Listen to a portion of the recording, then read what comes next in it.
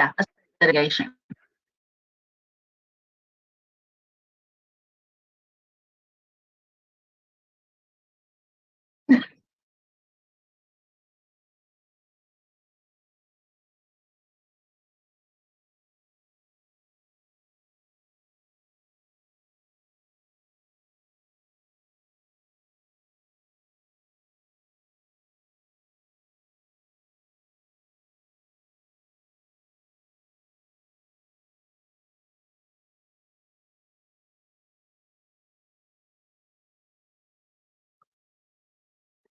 So I grew up in a divorced home, and so it was pretty much living paycheck to paycheck, if there was a paycheck to expect on someone.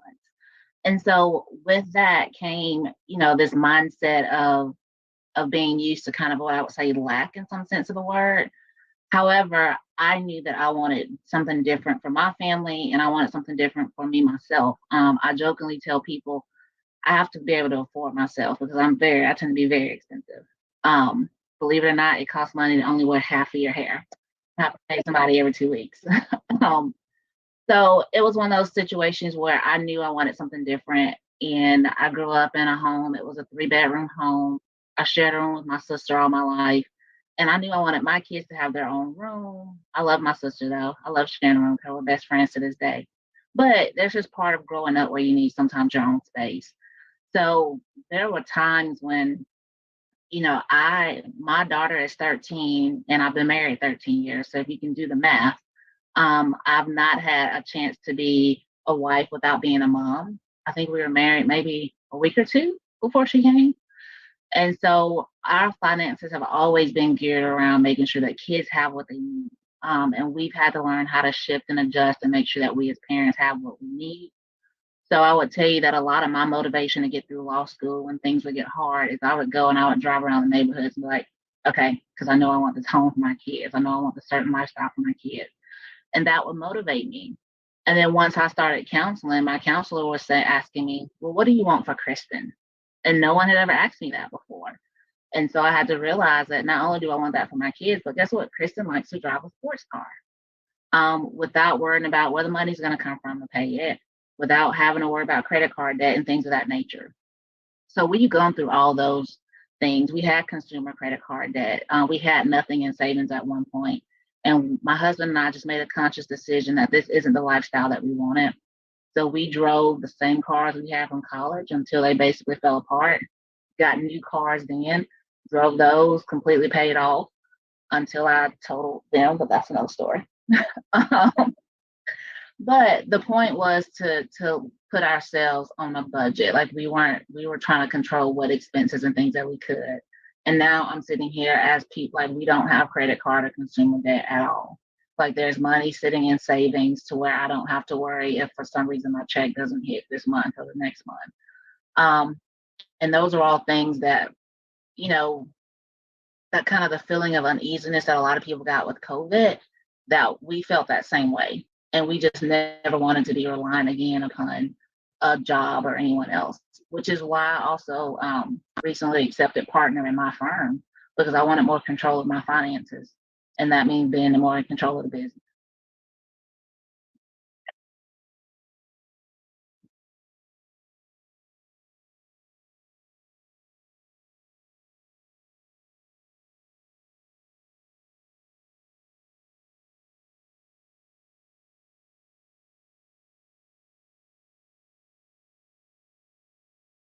Mhm.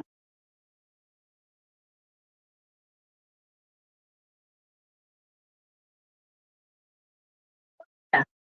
Well, thank you. And I will say it's because it's easy because society pats us on the back for being good moms. No one pats you on the back for saying, oh, look at you being a good woman and prioritizing yourself. But we have to identify that mom is a part of us. It isn't the whole. And so we've got to make sure that we're feeding the whole.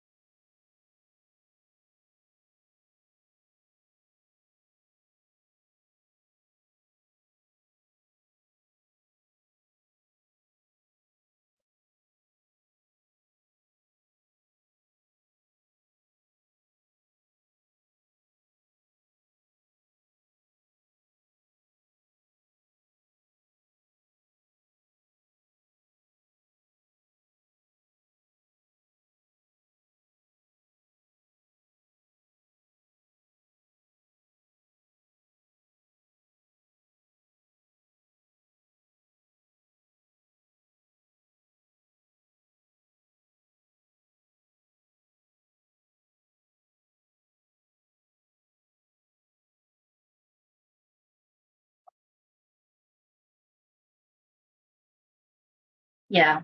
Well, and I think that goes to your second question about how do you prioritize financial wellness as a mom? Because, I hate it for your commenter because it sounds like he's got some issues that he needs to work through. And you have to remember that everybody comes from their own perspective when it comes to making comments and consuming content.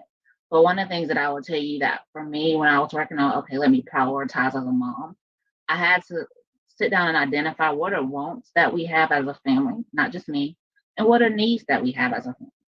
And then I had to allocate funds accordingly. However, sometimes me getting my hair done is a need because I don't feel good about myself.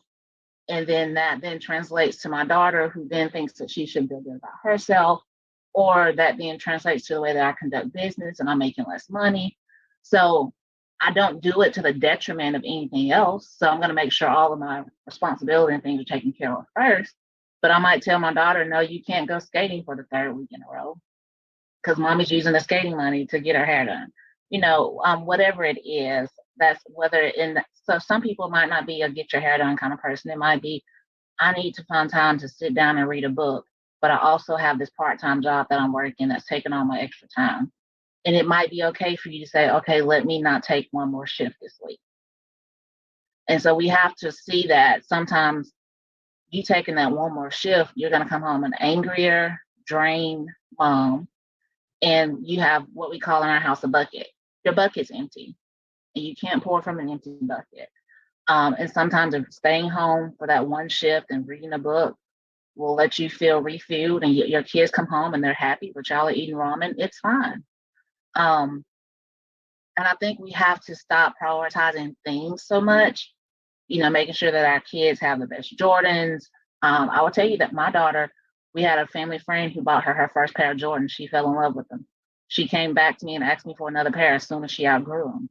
And I told her, being kind of snarky, because that's how I am, I said, well, I'll buy you Jordans when you have stock in Jordan. So she saved up her money over time and bought stock in Jordan and then came back and asked for those shoes. And so the thing for me, the lesson there for her wasn't that the shoes are important, but being able to have that financial freedom and like you're actually benefiting from $100 pair of shoes, tennis shoes that you're buying, well, your feet are going to grow in 3 months. So I think it really comes down to sitting down and identifying. I think we don't do that enough.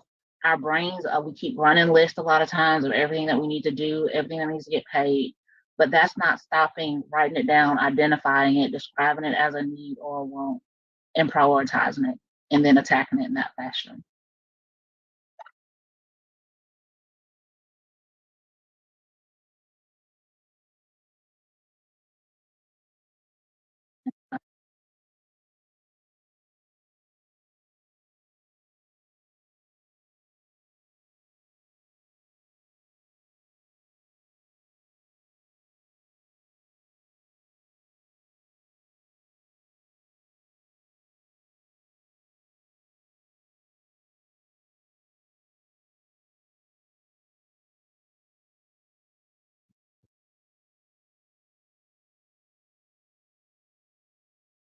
Yeah, well, and it's interesting because that actually got her really interested in stocks. So when they did the stock market game at school, she won because she was already familiar with it and really interested in investing in it.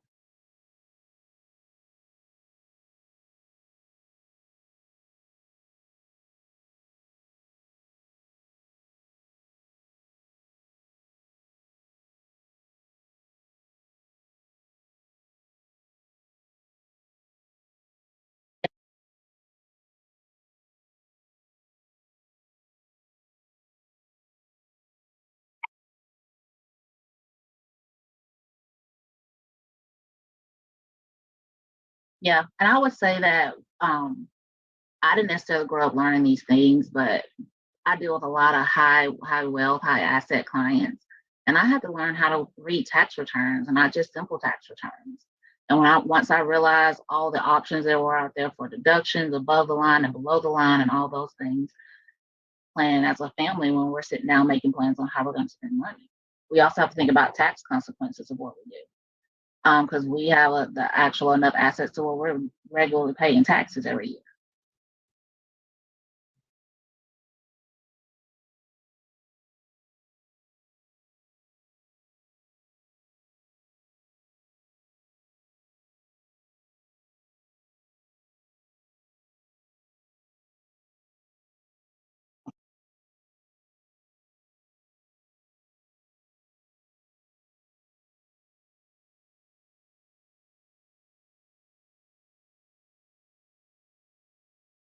me just add this person. Can you hear me now?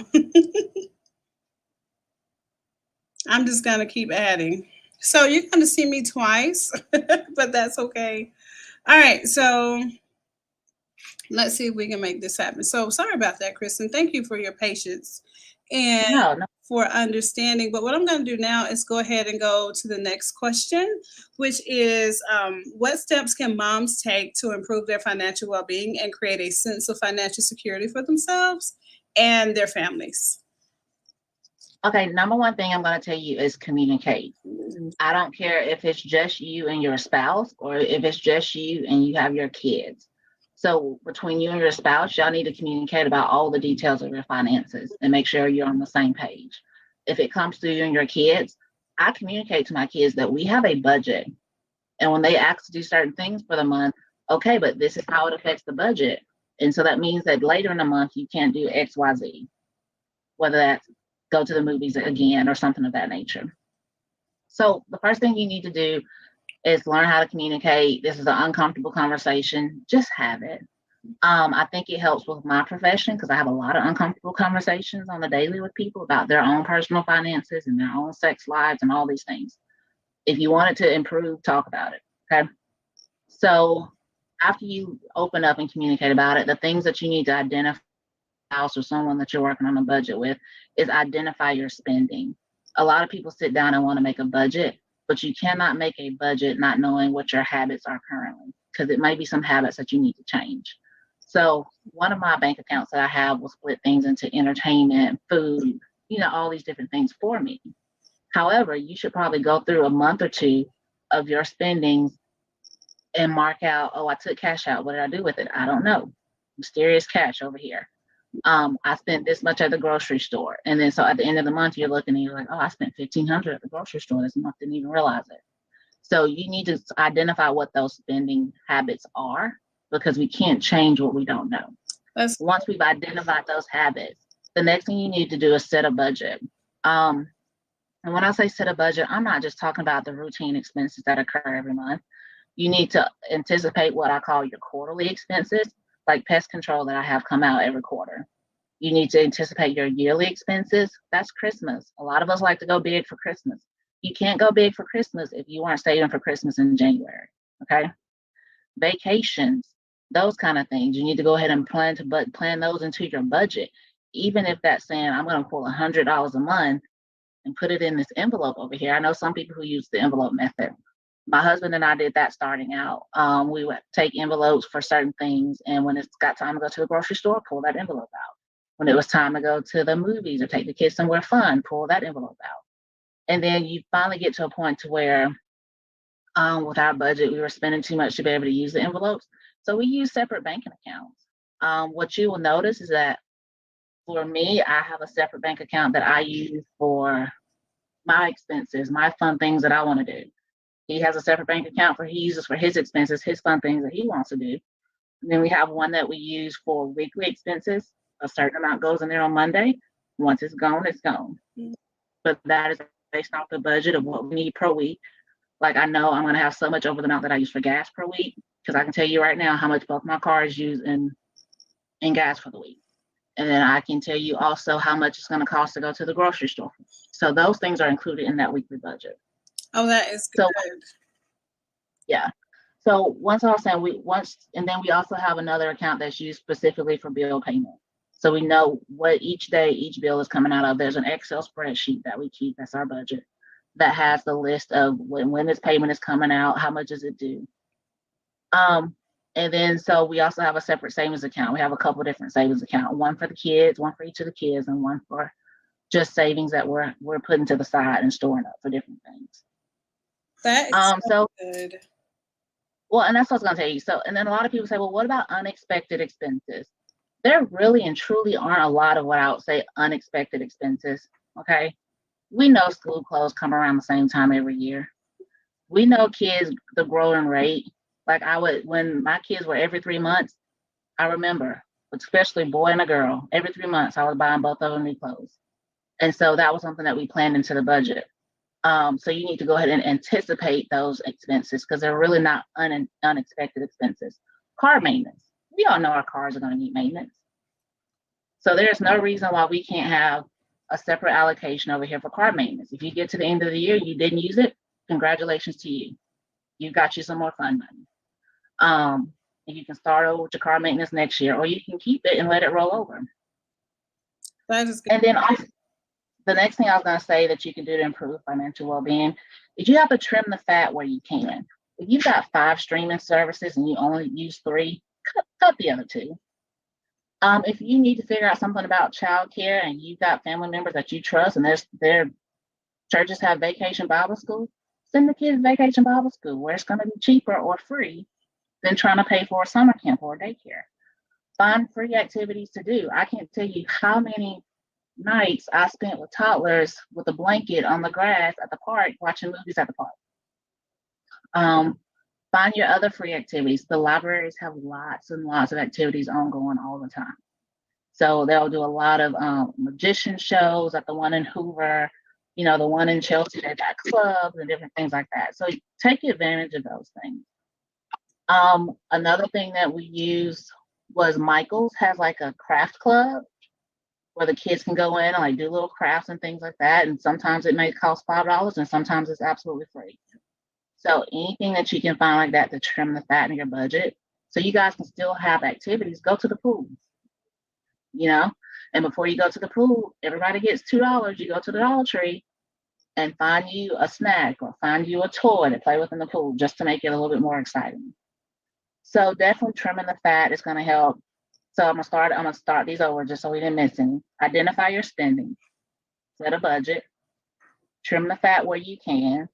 And then another one I'm going to tell you is set standard expenses where possible. So what I mean by that is if you can do budget billing and you don't have to say, oh, how did I end up with a $500 gas bill in the wintertime? Do a budget bill. Let the same amount come out every month to the point to where you're not scrambling on one month trying to figure out where all your money went. Grocery planning. So I know a lot of people go to the store and they're just like, they buy what they see and they buy what they want, or we like this brand, so we're going to always buy this brand. You need to plan your meals around your budget, not your budget around your meals. So one of the things that I would do is I would go to Winn-Dixie, get their circular, go to Publix, get their circular, what's on sale here, what's on sale there, and how can I plan the meals for the week. And I would tell you, my kids actually look forward to it because I would say, hey, spaghetti on Monday, meatloaf on Tuesday, and they would hold me accountable to it, which then helped with the budget because I shop for that meal plan based on what was on sale at the stores. So you might have to be creative. You might have to go on Pinterest and figure something out, or, see if you can make something work with the air fryer or the slow cooker. But I think creativity will help you set those standard expenses where possible. I love that. So look, you just got into something that I love, which is kind of like I'm a couponer. But I don't believe that couponing is always just about clipping coupons. It's about finding ways to save. And I'm a big Publix and Winn-Dixie shopper because they're always having something buy one get one free, which is cheaper than the Walmart and Target price. And so my kids get excited too. They know what's on sale based on what's in the pantry, based on what's in the refrigerator. So I Yeah. love that idea. And it sounds like the way you budget sounds like a lot of the things that Dave Ramsey advocates for. Yeah, so I've looked into Dave Ramsey. I don't follow his exclusively. Because one of the things I think he really talks about is like the snowball way of attacking debt. And what a lot of people don't know what that is, but that means you find the debt with the highest interest rate and you pay it until it's paid off to save you more money in the long run. However, there's been times when my husband and I have set off and there's been debt set down and there's been debt, and we want to free up the most money in our monthly budget. So we're going to pay off whatever's freeing off the most money in our monthly budget. So that would be kind of against what Dave Ramsey tells you to do from time to time. But So, oh, go ahead. I'm sorry. no, I was going to say, so you can gather information from all these places, but you got to figure out what works for you. When I say avoid consumer debt, we got to a place where we didn't have, I don't want to say control. We didn't have a lot of foresight. We weren't paying attention to how quickly consumer debt was piling up. And because of that lack of discipline in that area, once we paid them all off, we said, okay, no more, never again. However, we now have credit cards, but that's simply because we're paying for everything in cash, paying for everything up front, not putting anything on credit cards. And my credit score started to drop. So you got to pay attention to that too, because even if I have the assets but I don't have a credit score, then I still can't go do all the things I want to do in life. So we now both have credit cards, but they're used to the point where, okay, we're going to put the gas on them every week and turn around and pay it off. So it's something to make sure that we're not creating debt with what we have. I have a credit card that's, if you spend over, I think like 100 or something, it's 6 months, no interest. So if I see a pair of shoes I like that are super cute, I might put those on there and pay them off in 2-3 months with $30 a month. So it's okay to find those kind of things, but you've got to have the discipline to make sure that they get done. That is so good. It's about being purposeful. That is so good. I love Yeah. that. So look, I am your story has inspired me, and the tips that you've given the moms, I believe, has drastically helped them. And unfortunately, they probably cannot hear me, but I thank you so much, Kristen. You have been a jewel. Let me see. Let's make sure I'm not missing anything. I think we have all the questions. But before we go, is there anything that you'd love to add? Yeah, I think one of the things I would tell you guys is to set expectations. And that's not for yourself. Be realistic with yourself. Set expectations for your kids that, hey, I've got a teenager now and I have to tell her you get XYZ per month for your activities. Set expectations for the family as a whole. Sometimes we sit down and have a family meeting and say, okay, we can afford 2 vacations. Here are your options. If you choose this one, then we got to go light on this one. So set expectations, communicate, and don't prioritize kid happiness over self-care at times. And when I say kid happiness, I'm talking about the shallow happiness of, oh, I got, $100 pair of tennis shoes. I'll go back to that. But mom is desperately in need of a massage.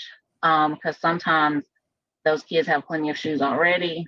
If they're anything like my grandparents are always buying new stuff. And just because it's not whatever brand or something that they want, it doesn't mean they go without. But it also teaches them that I see that mom is taking care of herself. I'll learn to take care of myself too. I love that. I love that. So now I see how I'm muted, but I don't know how to unmute it because it's me, but from somewhere else. But look, I thank you so much. We're going to have this squared away for next time. But Kristen, thank you so much for your time, for your patience, for your tips. And I'm hoping that if we get to do this again, that you'd be willing to come back again, maybe? Of course. Yeah. Well, I thank you so much. So that is going to conclude what we have for today. So what I want to do is encourage you all who have not already joined VIP to actually think about it, because what you guys will be able to do is actually get on here, talk with me and Kristen face to face, and we'll be able to answer some of those questions for you guys. So if that's what you want, definitely think about that. Other than that, I hope you all have a wonderful rest of your day, and I will see you for tomorrow, day 2, which is all about bringing your spirituality out, which is, finding who you truly are. I will see you all then. See y'all soon.